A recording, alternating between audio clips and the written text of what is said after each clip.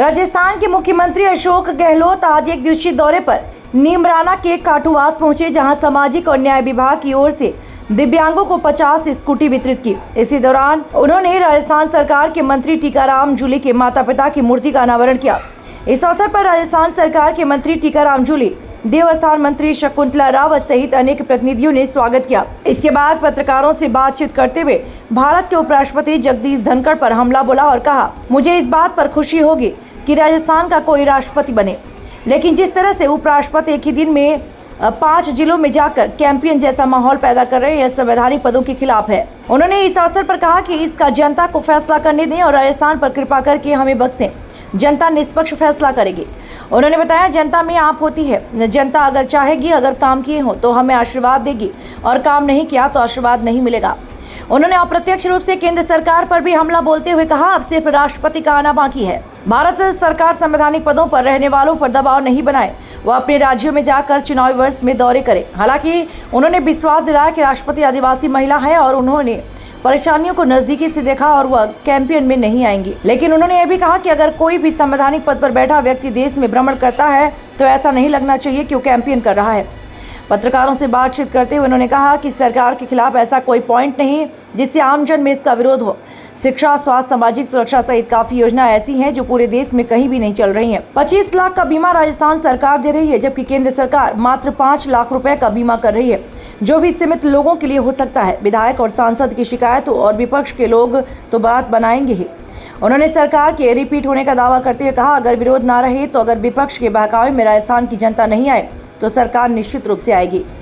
कभी किसी को घमंड नहीं करना चाहिए। मुख्यमंत्री की यात्रा को रोड मैप के सवाल पर उन्होंने कहा कि 50 जिले बने हैं, सभी जिलों में ज्यादा से ज्यादा जाने का उनका मकसद है और मॉनिटरिंग करेंगे सरकार ने किस तरीके से काम किया। केंद्र सरकार पर हमला बोलते हुए उन्होंने कहा, सरकार हर चीज की गारंटी दे रही है। अलवर में ही 500 रुपए सिलेंडर देने की घोषणा की गई थी, आखिर में केंद्र सरकार को भी 200 रुपए सिलेंडर पर कम करने पड़े। उन्होंने केंद्र सरकार से मांग की कि उज्ज्वला योजना की सिलेंडर केंद्र सरकार को 500 में करनी चाहिए। छात्रों में, युवाओं में, किसानों में अलग बजट पेश किया। गुड गवर्नेंस जो कहते हैं वो इस बार इस रूप में सामने आई है कि कानून पार कर दी जो कंट्री में कहीं नहीं है। एग्जाम्पल में 25 लाख का बीमा हिंदुस्तान में कहीं नहीं है। आज ये घर में बीमारी आती है, वो जानता है कि उसको क्या लाभ मिलेगा। एक्ट बना दिए स्वास्थ्य का, तो इतने तो कानून पास किए हम लोगों ने। शहरों में रोजगार खोल दिए, तो इतने के हम लोग भी याद नहीं रख पाते। ये माहौल तो पहली बार हर गांव में मिलेगा आपको। लोकल प्रॉब्लम आती है वो हमेशा आती है, क्योंकि काम फिर एमएलए पढ़ता है, एमपी से पढ़ता है, उससे शिकार में लाज नहीं है। फिर हमारे जो विपक्ष के लोग हैं वो बड़ा बड़ा की बात भी करते हैं, ये भी होता है राजनीति के अंदर। तो ओवरऑल मैं समझता हूँ कि राजस्थान में शानदार काम हुआ है। उसके परिणाम ये हम कहते हैं सरकार इस बार आ सकती है। जवाब में तो आ सकती नहीं, आ रही है।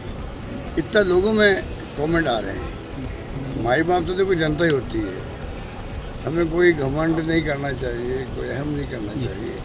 फैसला उनका शिरोधार्य है और माहौल ऐसा बन गया जिसका हम लोग जिक्र करें। सर, आपकी यात्रा को लेके क्या रोड मैप है? आप लगातार 19 जगह जाएंगे, तो बड़ा उत्साह है लोगों में, क्या कहना चाहिए? 19 जगह नहीं जाएंगे, 50 जिले बन गए हैं 33 के। प्रयास करेंगे कि अधिकांश जगह पर जाएँ। यात्रा तो एक मैप बनाया गया है कि जाके इंस्ट्रक्शन करें, क्योंकि कभी भी लग सकती है आचार संहिता।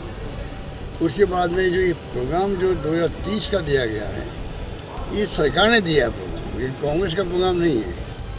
सरकार ने दिया है क्योंकि कांग्रेस पार्टी सरकार है, इसलिए कांग्रेस को गर्व है कि हमारी सरकार ने मिशन 2030 बनाया है, जो कि आने वाली पीढ़ियों के काम भी आएगा।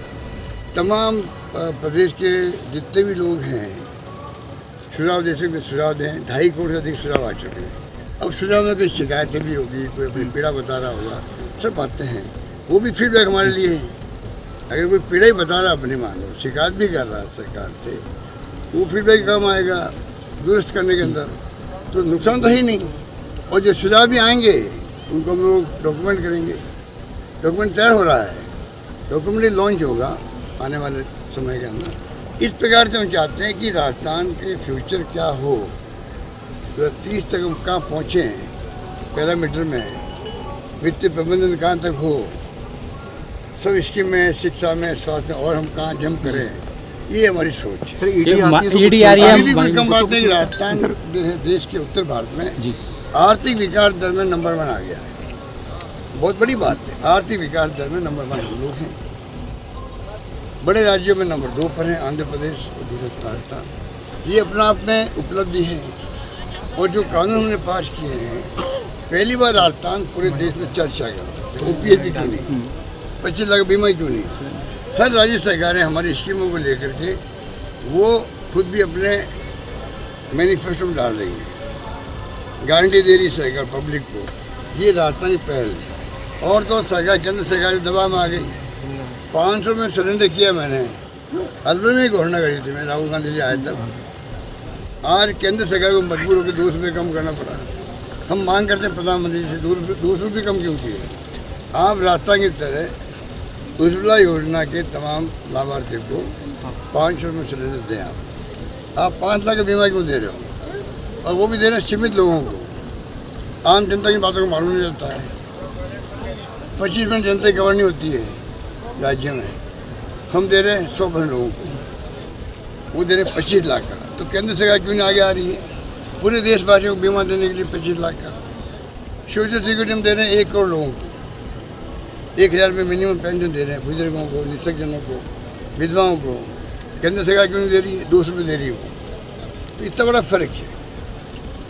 राज्यपाल और उपराष्ट्रपति मीटिंग लगातार दौरे कर रहे हैं, आपने ऑब्जेक्शन भी उठाया। भाजपा में इतनी गुटबाजी है कि अमित शाह मैराथन मीटिंग कर रहे हैं, बात नहीं बन रही। कल मैंने कहा ये बात था कि तमाम संवैधानिक संस्थाओं के जो लोग हैं, अभी राष्ट्रपति का आना बाकी है जी।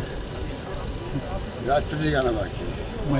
बहुत ही महान हमारे राष्ट्रपति है। वो समझदार हैं और गरीबों के लिए समर्पित है। आदिवासी हो, दलित हो, पिछड़े हो, देश के लोग हों, उनके लिए मैंने देखा नज़दीक से उनको बहुत समर्पित है। पर मैं कहना चाहूँगा बाकी संस्थाएं जो है उनको भारत सरकार को चाहिए दबाव नहीं बनाए जाने पर ऐसी स्थिति पैदा नहीं करे कि मैं कैंपेन लगे। तो कल उपराष्ट्रपति जी का मैं बहुत सम्मान करता हूँ, व्यक्तिगत मेरे बहुत ही संबंध है उनके साथ में 50 साल से। कल 5 जिलों में गए, वो 5 जिलों में पूरे राजस्थान छान मारा एक ही दिन के अंदर। एक ऐसा कभी होता है क्या, आप जब जा रहे हो मिल रहे हो, मिलने कौन आ रहा आपसे, तमाम जो बीजेपी नेता लोकल है वो मिलने जा रहे हैं आपका, बातचीत होती, गपशप होती है। तो क्या मैसेज देना चाहते हैं।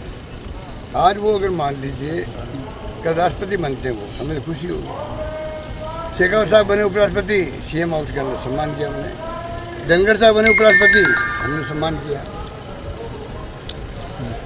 कल मैंने कहा बीजेपी ने कोई सम्मान नहीं किया उस वक्त में।